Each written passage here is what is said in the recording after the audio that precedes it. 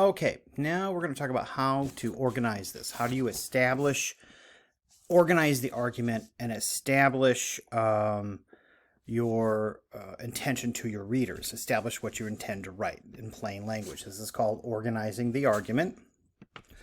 Now, how are you going to organize this? Well, there are 4 ways to do this. There are various ways to organize your argument. You can argue from defend the thesis, which mostly what you'll do, refute an opposition point of view, find a middle ground, or presenting stock issues. We'll talk about that in a minute. Now, for all intents and purposes, for mostly what we'll probably do is defend your thesis most of the semester. Each of these methods of organization will require you to defend your thesis in some way. You just have to, it's just a way of developing your thesis. So in one way, it is very simple and direct. Early on in the paper, you state your thesis that you will defend throughout the paper. This is your argument. And you indicate in the thesis the 2 or 3 points you intend to develop in support of your claim. Those are your premises. So, example, here's a good example. If the majority of people in the country adopted a vegetarian diet, we would see improvements in the economy, in the health of people, and in moral sensitivity. There's a thesis statement. Although it's a little backwards here. You should really, it is a good one, but we'll get more into that later on. So, basically, you would develop each of these improvements in your list with the appropriate data. You're going to talk about how it would improve the economy. You would talk about the health of your people, and then you would talk about moral sensitivity. Okay, you would take each one. And if you find that list your 2 or 3 main points in the claim leads to too much repetition later, you can always introduce each one as it arises in your discussion in the topic. You can also, change things around. But this is, how you're going to put your topic together, okay? Now, I've got to, where are we? Okay, there we are. Okay, there we are. I just want to make sure I'm on top here. So as you're defending your thesis, you're going to develop this. So these are your 3 points from the previous thesis. So you're going to defend this in effect for each factual claim as well as policy claims. You're going to urge the adoption of certain policies maybe, and even give reasons for its adoption, which you've already done. Now, this is appropriate really when your claim is very straightforward and can be readily supported by direct statements. This is very important. So, and it's very effective for claims that, can be brought in. And this is mostly what you're going to be talking about. We're going to be doing anyway. So, you could even, transpose this over to other things like, what are the effects of social media? What about immigration? Whatever topic that we're going to argue. So defending these, point by point makes it very important. And this is really probably the most appropriate one. So, and so clearly in an argument that you're setting up here, you're going to have a thesis statement, and you will be defending it. Now, another way to do that, and we're not going to do so much of this here, is to refute somebody else's statement. So, and this is means you're going to attack in order to weaken, invalidate, or make it less credible to a reader, someone else's point of view. And so what you do is you take somebody else's thesis and then look at their points and then really go back and say, okay, talk about what their point is, and then come back and say, but wait, what about, come back and say, okay, but there is more to it than this. Okay. So when you refute this, since all arguments and dialogues are really debates, even when opponents are really only imaginary, if you can, refutation or another point of view is always implicit in your argument anyway. So keep in mind the issues that, as you write your paper, you want to keep in mind the issues that an opponent might raise when you're writing your paper. A good example, if you were talking about a let's say you're talking about social media and the ill effects on teenagers and on teenagers' mental health. One way to anticipate the arguments of those who who believe the opposite point of view would be to say that while there's all these mental health problems, there are some positive effects in mental health regarding people can reach out to each other, they can communicate with each other over long distances and share similar views, and you have a greater community that way. So that's one way, but you want to keep in mind what the other person's going to say. So you're going to be looking at your own argument. You will be looking at your own argument as an unsympathetic reader may look at it. Ask yourself the same kinds of critical questions and trying to find out the weaknesses in order to correct them. Make sure you can keep those into account as you continue. So, for example, if you were arguing that, like I said, we were mentioning social media, you could say you could bring in the fact that some say that there are positive effects, and here are some of them. But there are also other effects that are negative, and here they are. Okay, and you could sort of make the argument that the negative effects outweigh the positive effects, if that's your argument. But this is one way to sort of refute this way. In this way, every argument you write becomes a form of refutation in a way. On the topic of whatever, this person argues that blah, blah, blah. However, this may not be the case. Okay, so very often, as you are reading some of the things that you're looking at in the America Now book, you may want to take the opposite point of view and say, well, Mr. Smith argues that this is a good policy. However, there you go. And you could go into, this may not be a good policy for these reasons. He doesn't take into account this or this or this. So again, you're refuting a point of view in a way. Another way to do this too is to sort of find the middle ground. Now, as you mount an argument about an issue, you have to confine yourself to the support of many different positions. Not any, but that's not supposed to be any. It's supposed to be many different positions. Okay? And sometimes you're trying to find some kind of accommodation in the middle. You want to acknowledge that there are some justice on all sides, and that you understand the difficulty in resolving this issue. A claim of an essay might be this: on the topic of A, whatever, C claims that blank. In contrast, so-and-so argues this. They agree that blank and blank view deserves consideration. So if you're trying to find a middle ground, I always come to some interesting issues when we're looking at some of these things. Depending on what the issue is, there's always an area that's very fluid, but usually and we see this mostly in political campaigns because candidates want to make stark differences so that it's easier to make a choice. However, on a lot of issues, it's kind of like it's not an easy choice to make sometimes. And what I mean by that is we all know that there are issues out there that aren't just black and white. Now, a lot of people believe they are. Sometimes they're not. I'm not making any particular claim at this point, but I'm saying in order to find that middle ground, sometimes you have to look at something that people do agree on. And there are some issues that people will never agree on. For example, if you were to try to find the middle ground on an issue like, say, abortion, you already have about 10 to 15% of the population that will never agree on the other side. Okay?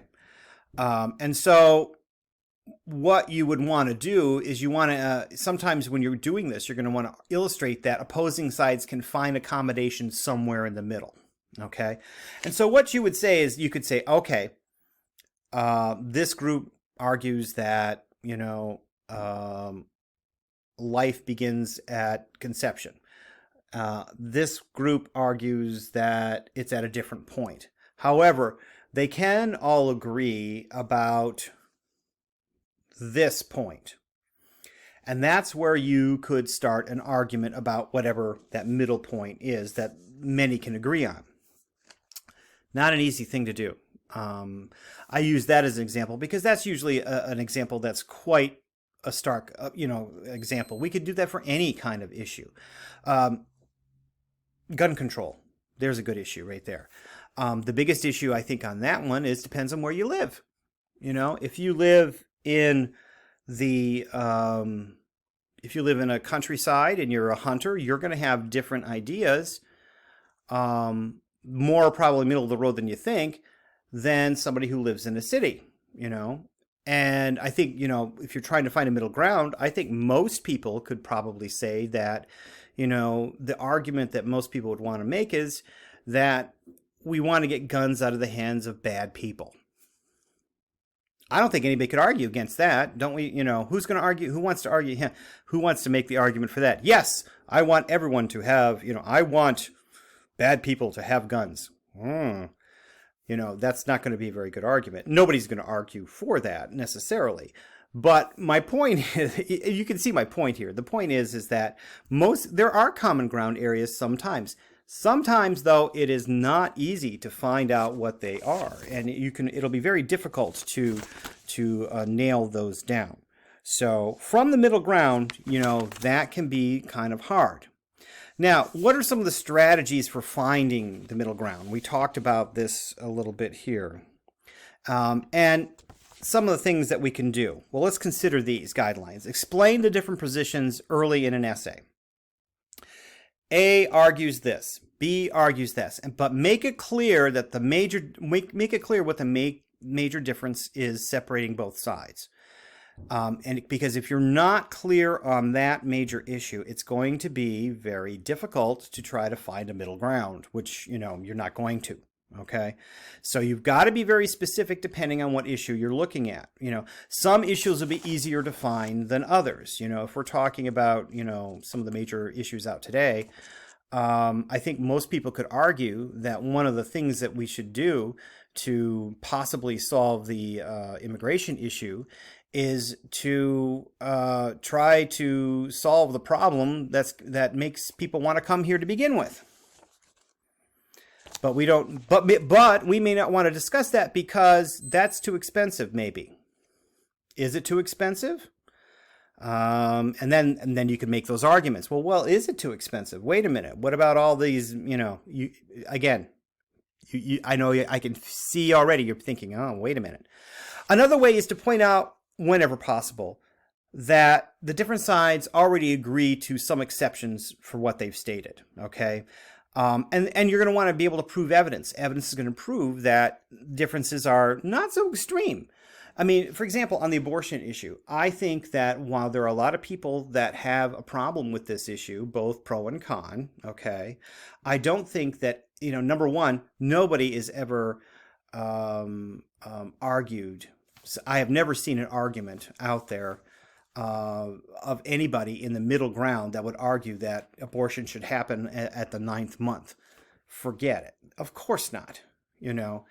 On the other hand, there are other that will argue that it should never happen. So, there's two extremes right there. But what you would want to do is say, okay, we could look at this and say, okay, wait a minute here. There's a lot of evidence that would say, hey, wait a minute. Besides all the pro and cons here, we can say, look, maybe in cases where rape has occurred, where incest has occurred, or some other aspect like that, we could probably agree that, this is probably a situation that should be left up to the individual more so than any government. And that there shouldn't be impediments in the way for that. Okay. Now, there will be those that probably won't agree with me on that, I'm sure. But you want to also make clear that when you're doing this, you want to make clear what your own moderation and sympathy is, your own willingness to negotiate. You could also say, well, on the one side, I'm for, you could say on the one side, while one may be for allowing the pro-choice option. Nobody is arguing on the pro-choice side that abortion should happen in the last 2 months of a pregnancy. So, make sure you're there to show what your own moderation is as well, whatever that may be. The same could be said for the pro-choice side. You could say, look, what's the objective? The objective is to have healthy children, and one could argue that being forced to have a child due to whether it's because of rape or incest could possibly lead to other psychological problems that are terribly on the part of the mother. So maybe there's a middle ground there. I'm not trying to tell you how to think, but I'm trying to tell you that there are ways that you have to include that middle ground. And that's a possibility there. So, and providing evidence for that is really helpful too, because you could always look up and say, statistics show. And that's true. I would say 85% of all Americans do not agree on the extremes of whatever the abortion issues is when we're looking at television. It's totally ridiculous. And it's also awful to have to even consider that in any way. So as we go through all this, you have to kind of consider those options as well. Did I go too far? Okay. Some other things. You want to acknowledge that the opposition views deserve to be considered. Okay. So if you were writing a middle ground, however you might feel personally about the issue, you don't want to disregard that issue. You don't want to say, oh, they're a bunch of loons. That's not good. That's really going to win you middle ground, right? So you want to make sure that to say, look, the other side deserves to be issued at the same time. And again, evidence that an acceptable middle ground can offer some advantages. So, not just saying, well, here's the middle ground that we can, and what are the advantages of this? Well, we can say, look, by having a middle ground here, we can argue and we can come to an agreement that there are certain things that we can accomplish by having a middle ground. And therefore, by having this middle ground, we can then go on to help each other in obtaining a more workable goal rather than just, going nowhere. Very often what happens is what we see in other places. We get gridlock because, you have people who aren't willing to help each other, who are too afraid to take a political stand because it might cost them votes, not because it's best for the country. That's easier said than done, and I know this, but again, you want to show that continued polarization can result in things like violence, injustice, and suffering. And boy, haven't we seen a lot of that in the last few years. So you want to also be specific as possible if you're offering a solution, and you do want to have a solution that could be grown out of this middle ground. Emphasize the part that you're willing to play in reaching that settlement too. We don't want to put out false hope here. Okay, we want to say that there's a possibility. So that helps as far as trying to find that middle ground. Now, this is also important here too, as we're writing an introduction. The introduction plays a very important part. I've already kind of alluded that in the last lecture about premises. But in the introduction, this is where an introduction isn't just where you say, okay, I'm starting at this point and this is where I'm going to start. Okay, that's fine. But no, there's a real reason for an introduction. And this is where you introduce your subject and you introduce your 3 main points. You are inviting the reader to give attention to what you're saying, and the objective is to suck them into reading this. It's a lot like writing for a newspaper. They put the who, what, where, why, and when within the first paragraph, and they write in such a way that you want to read that first part first. And so you're inviting the reader, and you want to also, as you're doing this, as you're inviting the reader to do this, you also want to kind of point you in the direction that you're going to take as you develop this as well. So consider the kind of argument you're intending to present. Now, for most in this policy, you're going to do one of 3. You're going to describe a paper sort of as a factual claim. In other words, here are 3 things. I'm going to defend why these 3 things are important. You're going to address how it might defend a policy. Do you recommend a policy? And what were the 3 reasons you recommend it? Are you rebutting some current policy belief? That's another thing that you want, but you want to be very clear on what you're doing, okay? And the answer to these questions are going to be influenced the way you introduce the topic. So you want to think about that before you continue, okay? Is it a rebuttal of some current policy belief? What are these things you're doing as part of your introduction? Okay, let's go one more. So, if your thesis makes a factual claim, you'll be able to summarize in 1 or 2 opening sentences, okay, sometimes. A paragraph should be roughly 4 to 5 sentences, okay? Example, whether we like it or not, money is obsolete. The currency of today is not paper or coin, but plastic. Okay, we already kind of know where they're starting to go. Refutations are easy to introduce in brief statements. Contrary to popular view on the subject, America is not as competitive in the eyes of the world as its citizens would like to believe. That's kind of an opening statement. And then you would say, first of all, here's the first claim, here's the second premise, here's the third premise, and then here's my thesis that brings these 3 things together, okay? All right, so a claim that defends, hang on, where did I go? Am I getting too far? Okay, hang on. A claim that defends a value is usually best preceded by an explanation. So, in other words, if you're defending something, you definitely want to have it, and you want to summarize it in a particular way. So, example, sending troops to Iraq was the best decision Bush could have made at the time. Now, if this is the thesis that can be stated as a simple declarative opening sentence, is this simple? Maybe. Readers who disagree may not read any further, and they're going to then the first line, and they're going to say, "Oh, that we already know where this is going. We already know the arguments here. Forget it." Someone defending this type of claim is likely to be more persuasive if he or she presents the thesis less directly. Okay, so sometimes it's a matter of how you're presenting it. So you can, I guess, because you want people to read the ideas, and if you're trying to influence people into what your point of view or whatever your view is in your paper, you don't want to introduce things that are going to automatically turn them off. Some things are going to happen that way. We know that. So you've got to be careful in that respect. So, for example, writing an introduction. Let's take a look at this. Readers who... Okay, we already did that. So, for example, look at this. When 9/11 happened, I thought, I'm not hearing from Muslims like ourselves, she says, meaning liberal and moderate Saturday Evening Post types. I'd only hear from the old men and the conservative women.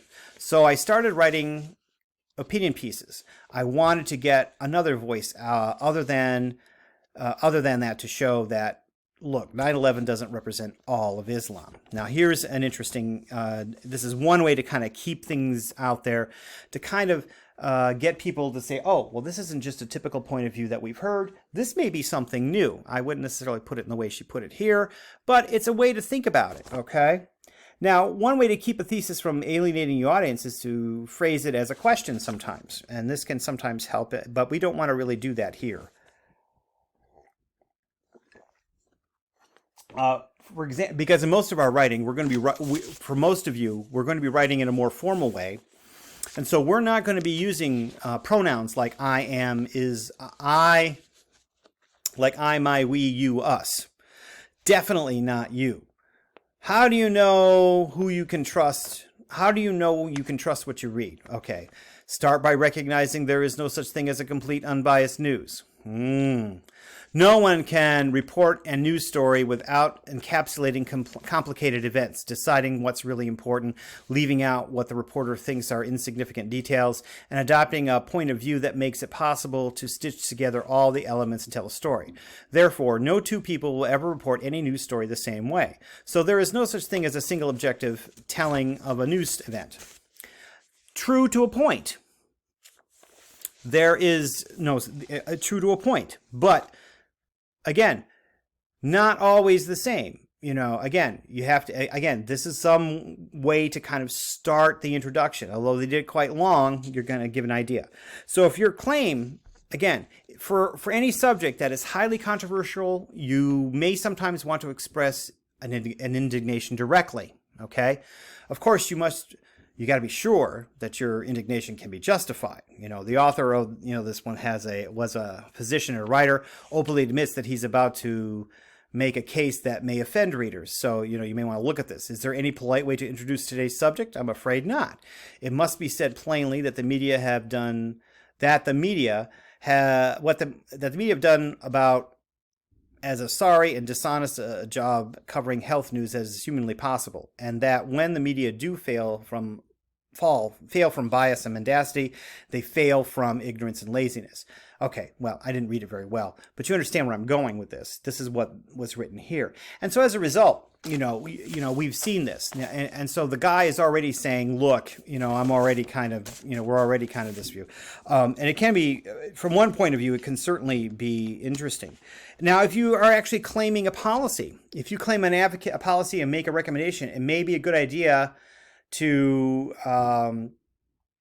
add justice and to prove and to provide sort of a short background. Here's a good one. Competitive foods in schools are the soft drinks, sugary snacks, and chips that we were not allowed to buy in school cafeteria, but that today's public school students are. These foods that are largely lacking in nutrition contribute to the overall problem of obesity among children and youth. We may not be able to control what young children eat at home or what teenagers eat when they are out with friends, but we can control what they eat while at school. So, for the good of the next generation, all competitive foods should be banned from the public schools. Well, that's pretty clear. And we know what policy is going to be advocated from that point of view. And when you look at this, you're thinking, I do remember, I remember my days in school. We didn't have pop. We didn't have candy in school. No way. We would have candy in school, like if we were selling it to people. We would have, occasionally, we might have soft drinks. But, usually it had to be a special occasion, and usually the principal would have to make an announcement like, we will now have the pop machine out so people can buy soft drinks for this month, which might be the first month in 6 months that we were allowed to have that. I mean, really, that's just one possibility. There are also other ways to introduce this. One is to begin sort of with an appropriate quotation or an indirect quotation. Here's a good one from based on real estate. I wouldn't argue in this, but this is kind of an interesting idea. That land is the only thing that amounts to anything, for it's the only thing in the world that lasts. 'Tis the only thing worth working for, says Gerald O'Hara to his daughter Scarlett in Gone with the Wind. These are true. Wise words. Now here you go. He goes right into real estate, and this is where he's talking about wise words. Real estate was to upwards for decades. It seems unstoppable. Then along came the disastrous collapse of the housing bubble in 2007. I do remember this.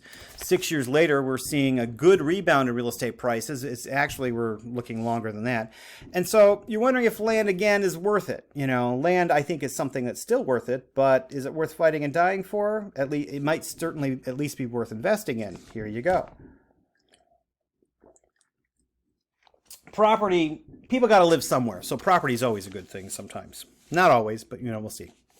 So this is one way to kind of bring it in with. I don't always recommend bringing in a direct quote right away because direct quotes can often obscure what you're trying to write. So writing introduction. You can begin with an anecdote. As a child, Camilla accompanied her parents to civil rights marches in Oakland. She's been making strides for justice and taking down barriers ever since. Begin with a statement meant to capture your reader's attention. North Korea's supreme leader is the world's youngest head of state, and he behaves like it. Got my attention. So these are things that we can start with, okay? Now, the big thing to remember is that as you are beginning your introductions, okay, you want to make sure that you include the 3 reasons for your rough draft 2 for the paper 3 that lead up to your thesis statement, okay? So whatever your topic is, you have to find the 3 causes or 3 reasons that are associated with it so that you can introduce those reasons in the beginning and then tie them together with a statement, a thesis statement. Because remember, as we've said, remember this? When we talked about things like, we talked about this before. This is in the previous lecture. The media has negative effects upon young individuals. This was the conclusion that we had. We started from a conclusion. And why do we think that? Well, we came up with 3 reasons, okay? And so we had an introduction. And as you introduce things in your introduction, you include things. Social media affects every possible life. One is the issue of cyberbullying. Another one would be you introduce each issue. And then the last sentence of that first paragraph must be your thesis statement. And so you put it together. Oops, I should probably do that. So it says, because of the increased cyberbullying, the development of false sense of body image, and the increase in mental health issues among young adults, social media can have some ill effects upon society. Now, this is kind of rough. That's because I did it right away, and you saw this from the last lecture. So again, you're putting it all together, all right? And so once you have got it together, okay, like this, once you know what your thesis is, you keep it in this order. And so if this is the order that you think things are the most important, that third one should be, if that's the most important one, that should be the last one in your 3 sentences. And so after you start with, this is your thesis statement. So you're going to start with the first paragraph, indent the first line, and you're going to start talking about, what's the first thing we're going to talk about? Cyberbullying.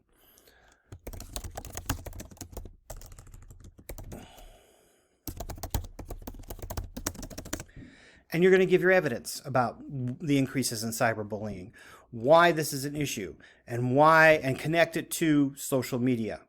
It's inherent, but we'll go there. And then when you're done with that topic, you're going to go into the next topic, which was the false sense of body image. And then you're going to finally talk about the third topic, which would be the sense of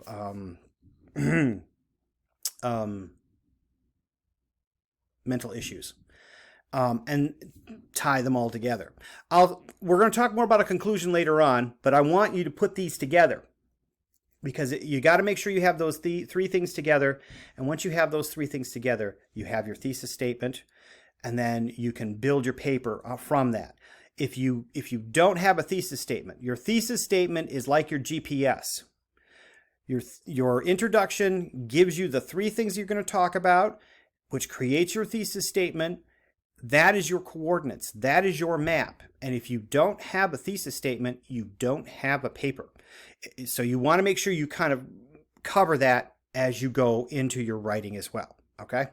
And of course, I'm always open for questions as well.